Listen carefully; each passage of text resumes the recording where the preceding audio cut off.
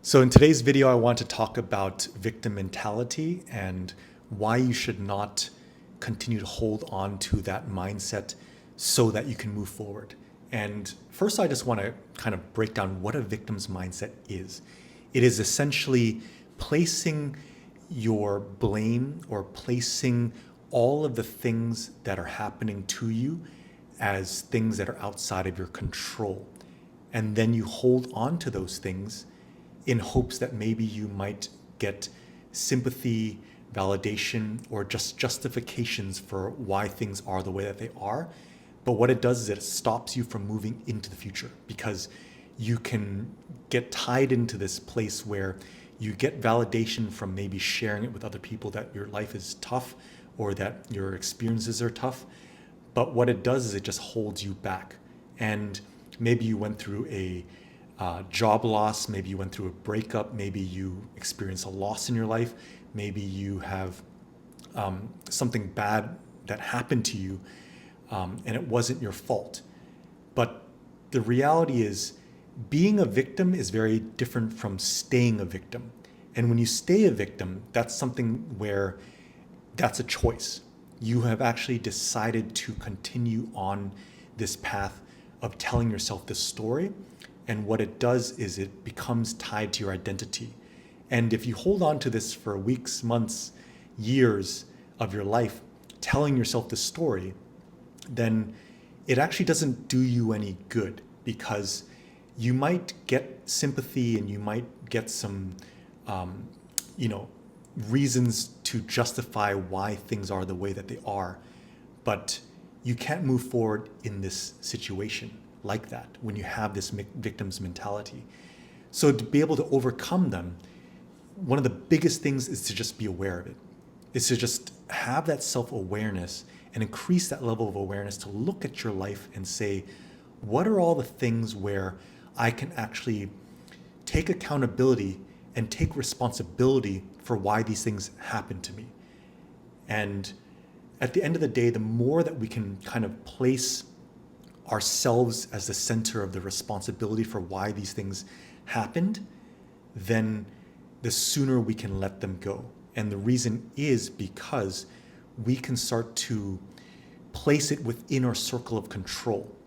When you put everything outside of your control, then you're powerless. And you're basically just telling everyone that you are powerless.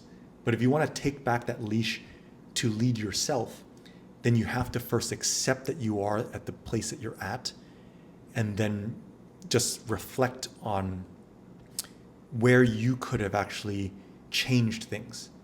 And I know it's very tough, but in different scenarios, there's always something. Let's say you got into a car accident. If you can actually reframe it and say, yes, the accident was bad, it was not my fault, but maybe I could have decided to not drive as fast that day. Maybe I could have decided to leave the house earlier so I could take my time.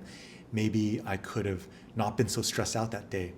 Whatever those things are, it's about placing more things in your circle of control because that will help to increase the idea of radical responsibility. And what that means is taking ownership, even if it's not necessarily your ownership or your responsibility, because then it allows you to have more of this sense of control.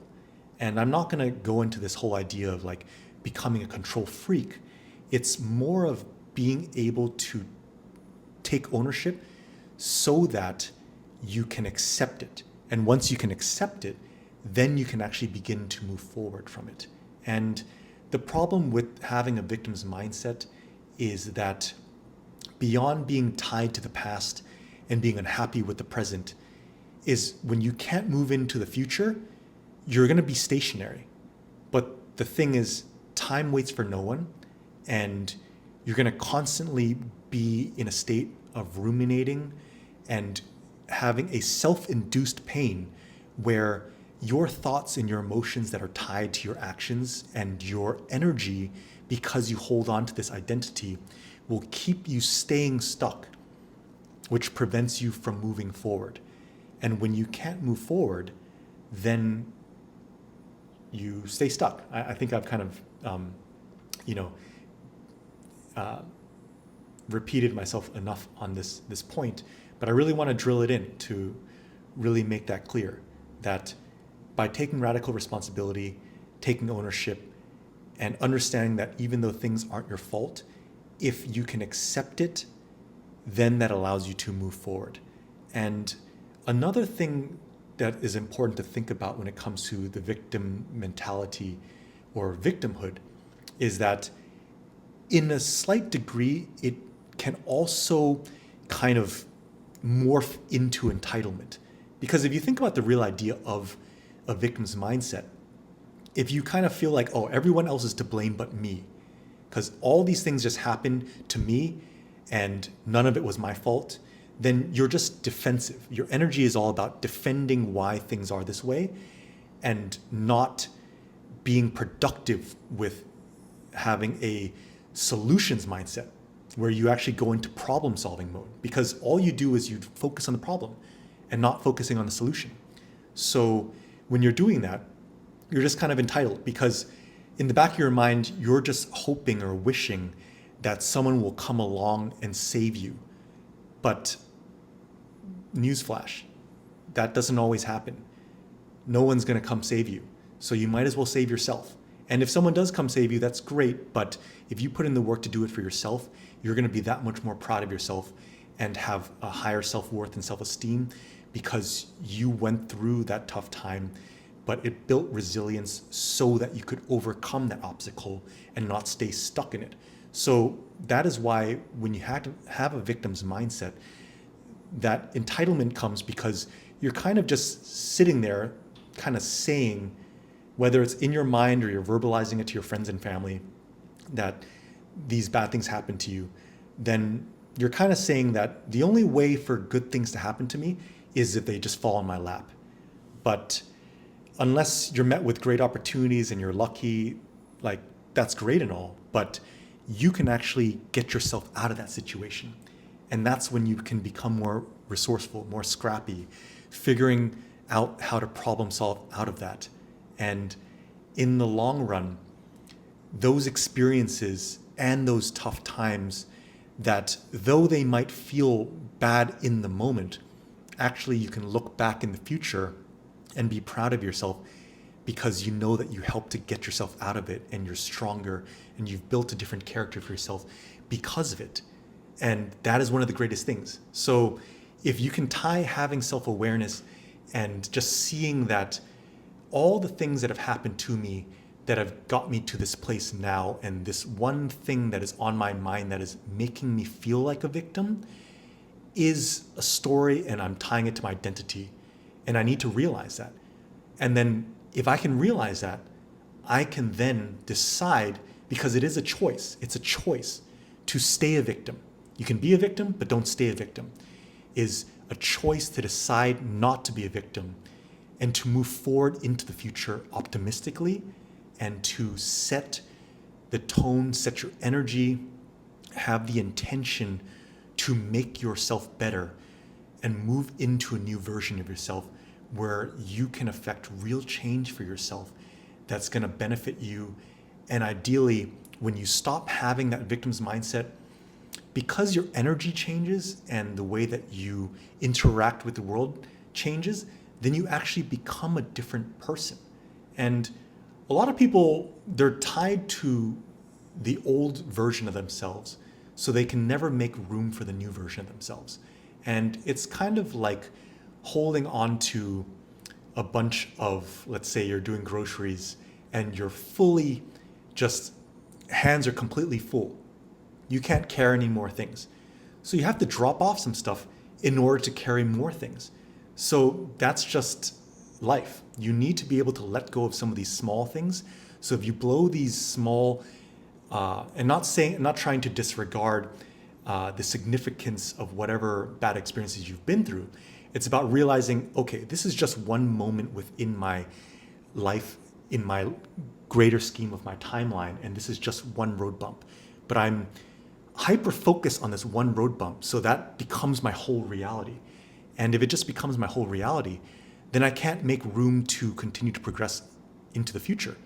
And there's going to be more setbacks, more roadblocks and obstacles going forward. But if you just continue to focus on this one roadblock, you're never going to get over that one roadblock. You need to move past it. And that's about actually affecting real change from within and doing the inner work to just accept it, understand it, and just kind of feel your feelings. Just accept that these things are the experiences that you've had in your life, but they don't define you. They do not define you. They're just a moment in time.